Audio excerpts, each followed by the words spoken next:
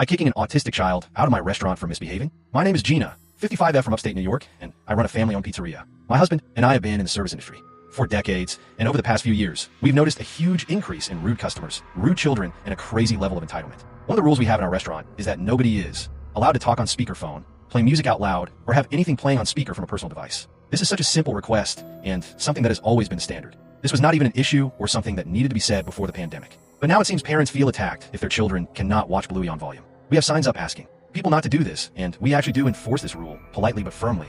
A few weeks ago, a woman was sitting with her 9-year-old son who was watching cartoons on his tablet at full volume, while also scrolling TikTok on a phone. I nicely explained to the woman that we do not allow this, as it is disruptive to other customers, and asked her to please turn off the volume. The woman rudely replied that her son has both ADHD and autism, so he needs to do this in order to sit down without making a fuss. I asked if she could please use headphones, and she snapped at her. Son does not like to use them. I told her that this is not acceptable, and to please either use headphones or set his devices to silent. About 10 minutes later, I was in the kitchen and heard loud banging noises coming from the dining room. I came out to find the child furiously banging his fists on the table while the mom just sat there ignoring it.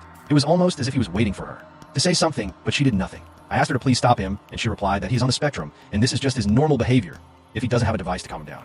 The boy then stood up and started running around my restaurant, punching and kicking the other tables and chairs and knocking things over. Another customer yelled at the mom to control your kid, or I will. She launched into what sounded like a pre-rehearsed monologue about how autistic children deserve to occupy the same spaces as everyone else. I agree with this, but everyone still needs to behave appropriately. I told the woman that if she could not get her son's behavior under control, that she needs to leave. She was furious and stared, yelling about how it is illegal to discriminate against people who are on the spectrum and that she would report me. My husband came out, put her food into a to-go box, and just said to her, "Get out right now."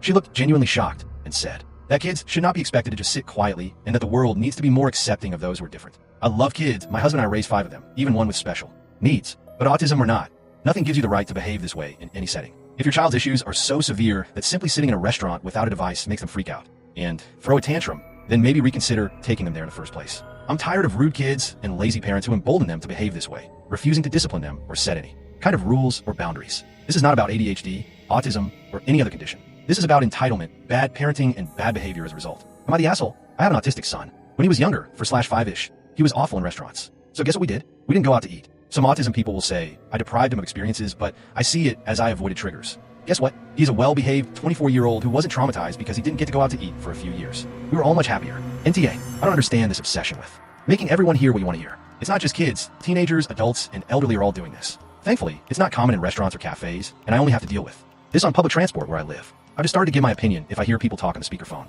If they're trying to make me a part of their convo, I will join fully.